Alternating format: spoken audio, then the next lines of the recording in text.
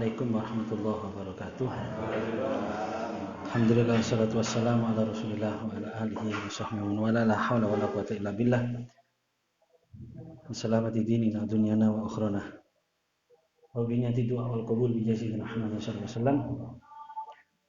Susan ila almarhum Bapak Syifa sekalian, almarhum Bapak Nur Sulub sekalian, almarhumah Ibnu Hafidah, almarhumah Ibnu Diana Fitriyah, dan seluruh almarhumah ahli kubur kita masing-masing.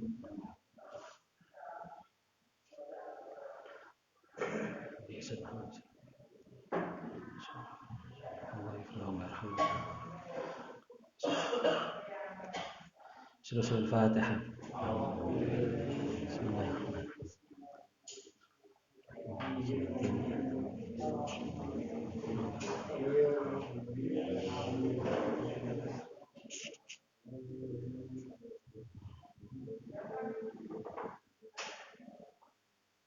Jamaah mahasiswa Universitas Darussalam.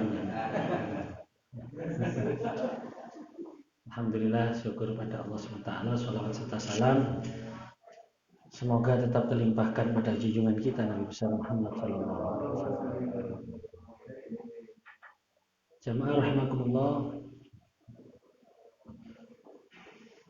selama perjalanan hidup kita sampai kita nanti pada saatnya dijemput ajal kita masing-masing, tentunya harapan kita dapat menjalani kehidupan kita ini sesuai dengan apa yang diajarkan dan dicontohkan oleh junjungan kita Nabi besar Muhammad SAW, dan mendapatkan ridha Allah SWT. Karena puncak dari segala tujuan kehidupan kita atau apa yang kita upayakan itu tidak lain adalah ridhonya Allah SWT. Kalau sudah Allah ridho, maka sudah selesailah segala urusan dunia dan akhirat kita. Nah, untuk menggapai tujuan besar itu ada satu perangkat yang pasti kita butuhkan. Sampai-sampai indikasinya, perangkat ini wajib kita minta setiap saat. Wajib loh hukumnya ini. Jadi kalau orang tidak meminta ini berarti dosa. Njaluk itu wajib. Apa itu? Yaitu hidayahnya Allah SWT, petunjuknya Allah SWT. Dan kita wajib minta itu. Kok bisa dikatakan wajib? Karena permintaan hidayah ini adalah salah satu atau bahkan satu-satunya permohonan kita ketika kita membaca suratul Fatihah. Mulai bismillahirrahmanirrahim sampai waladhdallin amin, itu hanya satu permintaan kita. 7 ayat itu tidak ada yang minta kecuali hanya minta hidayah. Bismillahirrahmanirrahim itu bukan permintaan itu. Alhamdulillahirabbil alamin itu pujian kepada Allah. Ar-Rahmanir-Rahim, Maliki yaumiddin, Iyyaka na'budu wa iyyaka nasta'in, itu semuanya pujian kita kepada Allah SWT. Baru nanti masuknya minta itu di ihdinas siratal mustaqim. Ya Allah, berilah saya petunjuk. Ya Allah, berilah saya hidayah menuju jalan yang Engkau ridhoi. Siratal mustaqim itu jalan yang Engkau ridhoi. Digambarkan, diilustrasikan seperti jalan lurus. Jalan lurus, jalan yang istiqomah, jalan yang lurus, jalan yang benar, jalan yang diridhoi oleh Allah Subhanahu wa taala. Jadi yang kita butuhkan ihdinas siratal mustaqim. Siratal ladzina an'amta 'alaihim itu bukan jaluk, itu keterangan tentang jalan yang diridhoi oleh Allah. Itu adalah jalannya orang yang diberikan nikmat oleh Allah, bukan jalannya orang yang tersesat dan orang waladhdallin, yang dilaknat oleh Allah, bukan jalannya orang yang dimarahi atau dibenduh sama Allah dan tersesat. Berarti kalau orang tidak minta hidayah dalam setiap hari berarti kan gak sholat berarti itu dosa. Karena maca Fatihah ini rukunnya sholat kan. Intinya di situ. Makanya saya mengatakan gak jaluk berarti dosa. Kenapa? Karena dia meninggalkan sholat. Karena ketika dia sholat pasti jaluk. Karena Fatihah itu adalah rukun. Rukun itu berarti harus dipenuhi. Kalau harus dipenuhi, bahkan dalam setiap rakaat berarti bisa dikatakan kita setiap hari wajib jaluk hidayah 17 kali. Karena pada 17 rakaat. Nah itu. Makanya hidayah ini harus kita cari. Nah, salah satu tanda orang ini mendapatkan hidayahnya Allah, salah satu ya, yaitu ketika dia merasa bahagia ketika melakukan kebaikan. Itu berarti wong iki orang yang berpeluang besar atau tanda orang ini mendapatkan hidayahnya Allah. Kok kene iso nglakoni apik, kok gak seneng atine. Nah ini bahaya ini. Iso bantu wong kita seneng. Lah itu berarti sudah wadahnya hidayah itu sudah ada. Saluran hidayah sudah ada. Mari sholat kok seneng atine, mari wiritan kok seneng atine, mari bantu wong kok seneng atine. Bahagia di dalam kebaikan itu salah satu tanda dari hidayah Allah Subhanahu wa taala. Bahagia ketika melakukan kebaikan itu tanda orang ini mendapatkan hidayahnya Allah Subhanahu wa taala. Oleh sebab itu bagi orang-orang yang mendapatkan hidayah, berbuat baik ini merupakan salah satu bentuk kasful gham, ya, menghilangkan kesumpekan. Nek ana wong sumpek, aku sumpek ini, kudu ngeplaki wong lagi berarti wong iki bahaya iki. Kalau hidayah sumpek kok tambah ngeplaki wong, mestine aku sumpek nih kudu mijeti wong lah iki baru iki wong iki peluang dapat hidayahnya besar. Jadi kebaikan atau yang lebih kita kenal dengan istilah ma'ruf itu merupakan salah satu cara kita untuk menghilangkan kesumpekan kita, kesusahan kita. Nek sumpek-sumpek ya wis golek ma'ruf. Sumpek sih aku nyapu ebong. Sumpek ngepel masjid lho itu baru sumpeke wong oleh hidayah itu seperti itu. Sumpek aku kudu ngobong omahe sapa lho iki kriminal iki jenenge ya. Makanya dalam sebuah kitab ya, Kasful Ghammah ya, pelipur lara. Nah, ngono lah wis ya diterjemahno iki. Pelipur lara. Nah, ini kita diarahkan oleh salah satu ulama besar, guru kita semuanya. Kita harus menganggap guru karena kita mendapatkan banyak ilmu dari ulama-ulama kita yang nasabnya dari beliau juga banyak, yaitu Abu Yasin Muhammad Alwi Al-Maliki rahmatullah alaih ya. Ini dalam kitabnya Kasurullah akan saya bacakan ya, tentang ma'ruf, tentang kebaikan. Ini banyak keterangan di sini ya. Nanti ini kita baca, tolong diperhatikan ya mahasiswa ini kalau akhir semester ada ujiannya ini ya. Disebutkan di sini anwa'ul ma'ruf, macam-macamnya ma'ruf. Al-ma'ruf, ma'ruf itu atau kebaikan itu nau'ani, ada dua. Qaulun au amalun. Qaulun wa amalun. Ucapan dan perbuatan. Ini secara garis besar. Macamnya ma'ruf itu ada dua jenis, yaitu qaulun wa amalun. Fal qaulu ya. Adapun ma'ruf yang berjenis kalat kata-kata, yaitu thayyibul kalam wa husnul bishri wa tawaddud bi jamilil qaul. Perkataan yang baik dan husnul bashar ini perkataan yang membawa kabar gembira, sing nyenengno. Perkataan yang baik dan perkataan yang membawa kebahagiaan, nyenengno. Wa tawaddud, dan perkataan yang membawa kita bertambah sayang, bertambah cinta, bertambah senang. Istilahnya memupuk kecintaan kita antar saudara, antar umat Islam. Bijamilil qauli, dengan perkataan yang bagus. Wal ba'isu alai, motivasinya adalah husnul khuluq, akhlak yang baik.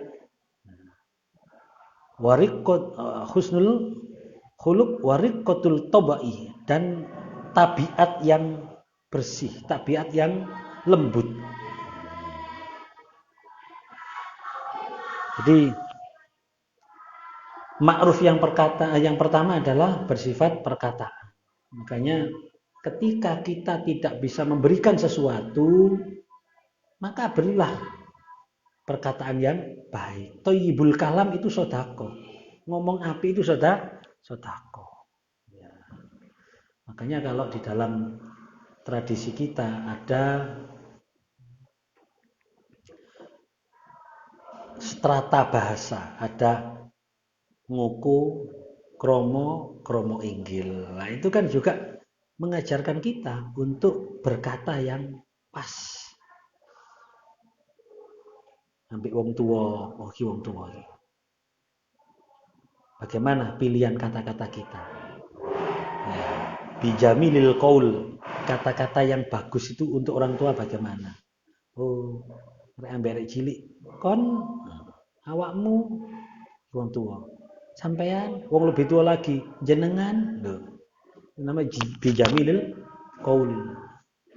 Itu merupakan ma'ruf, itu kebaikan. Jangan dikira itu bukan ma'ruf, itu ada pahalanya, ma'ruf. Ini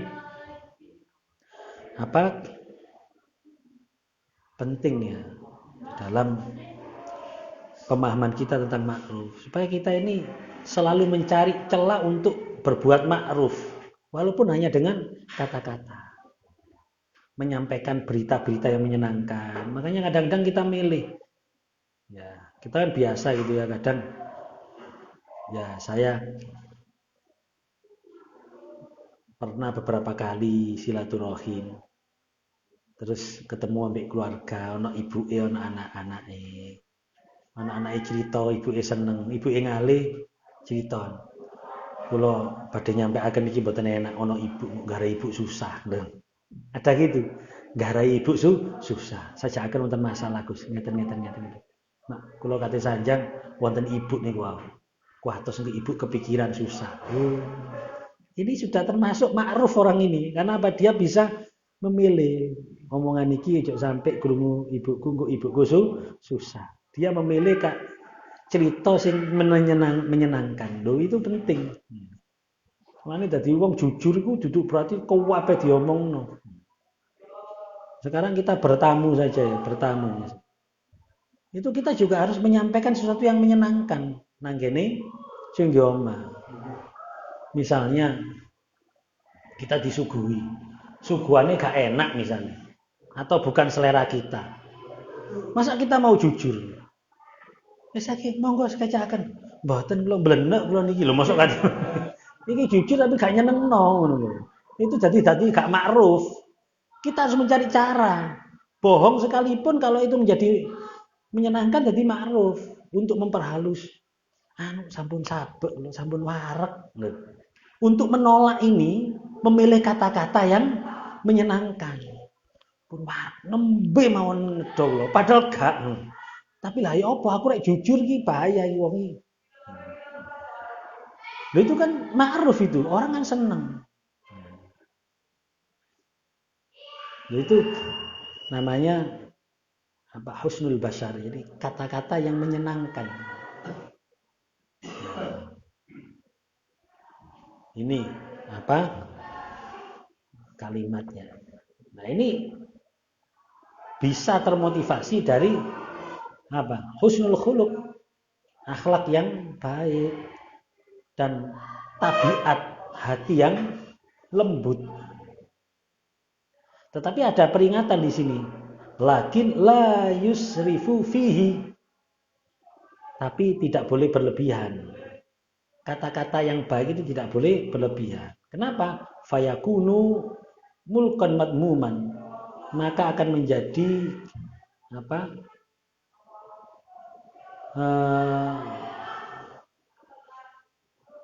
Apa ya? Menjadi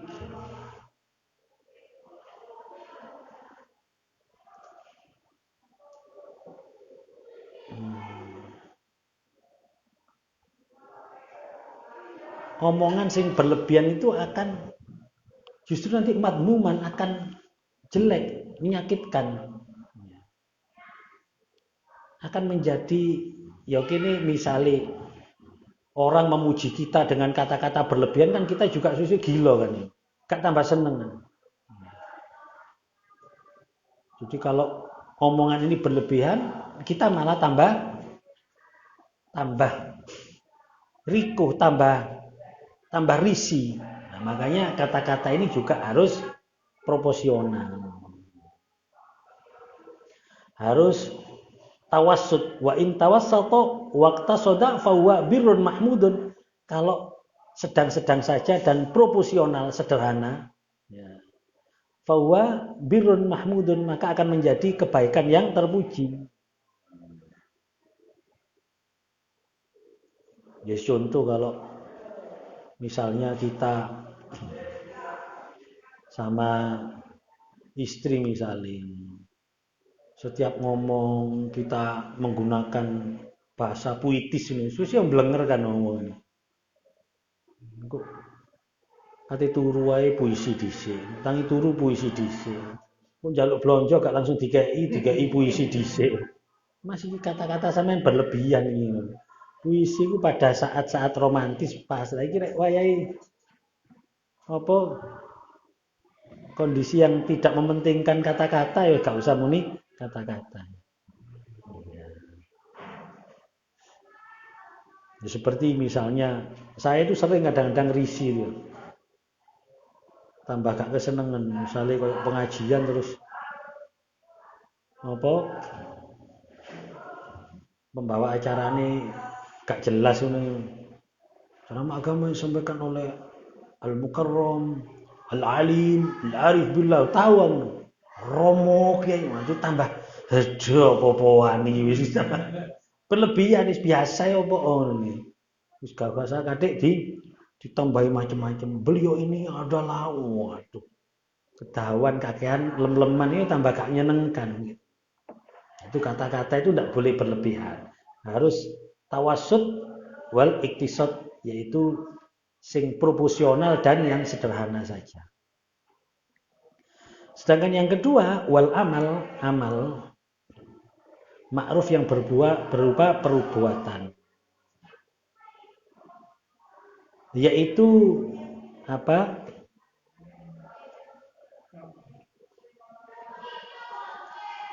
Badrul jah wal isti'af.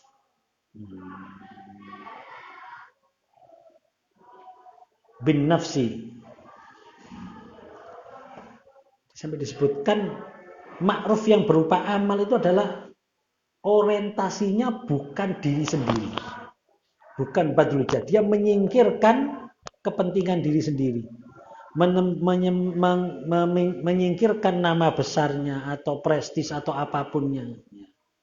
Dan yang bisa menguntungkan bin nafsi diri sendiri.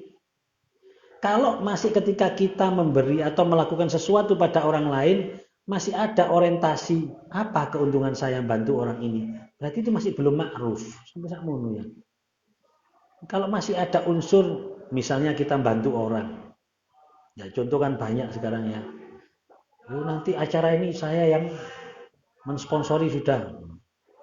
Tapi di gunung kok ono iklannya. Lah itu masih belum ma'ruf, ya itu bisnis ya sah-sah saja enggak bohong. Cuma belum masuk ma'ruf. Ma'ruf itu murni, pemberiannya, bantuannya itu tidak menginginkan kembali pada dirinya sendiri. Itu baru namanya ma'ruf.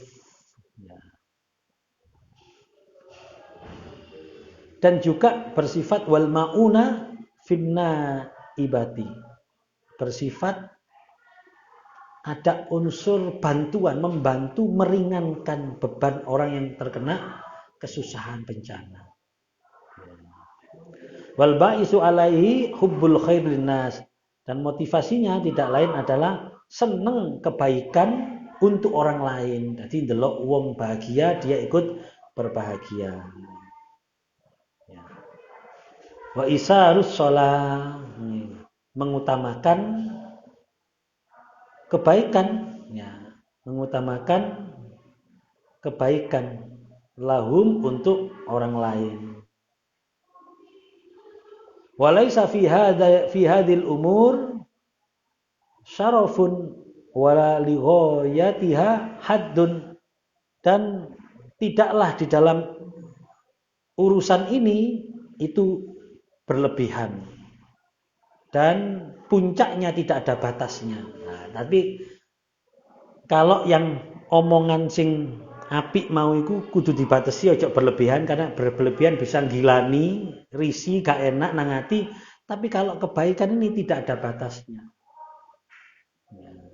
Ya ngekei wong, misalnya aku sedekah nang wong 1 juta, sak miliar, ya apian 1 miliar. Iso lebih ya lebih, enggak apa-apa. Jadi di sini tidak ada sarofun. Bi khilafil ula, dengan perbedaan yang pertama yang qaul itu. Fa innaha wa in kasrat af'alun ta'udu binaf'ain. Kalau banyak kita melakukan kebaikan, paling tidak manfaatnya ada 2. Yang pertama, naf'un ala fa'iliha, manfaat bagi yang melakukan, fi iktisabil ajr wa jamil dzikr, akan memperbanyak pahalanya dan memperbagus kenangannya. Wa naf'un 'alal ma'an, dan juga bermanfaat bagi orang yang diberi bantuan, biha fit takhfifi wal musa'adah, di dalam memperingan dan membantu. Jadi intinya di sini nanti ada bagaimana ma'ruf itu disebutkan di sini banyak sekali. Ini secara garis besar kebaikan itu ada 2, yaitu perkataan dan perbuatan. Perkataan yaitu dengan perkataan yang baik, perkataan yang mengandung berita yang menyenangkan, perkataan yang membuat orang termotivasi, perkataan yang membuat orang bisa terhibur dan seterusnya. Dan ini tidak boleh berlebihan, harus tawassut dan iktisad yang proporsional dan sederhana. Tapi ma'ruf yang kedua adalah perbuatan.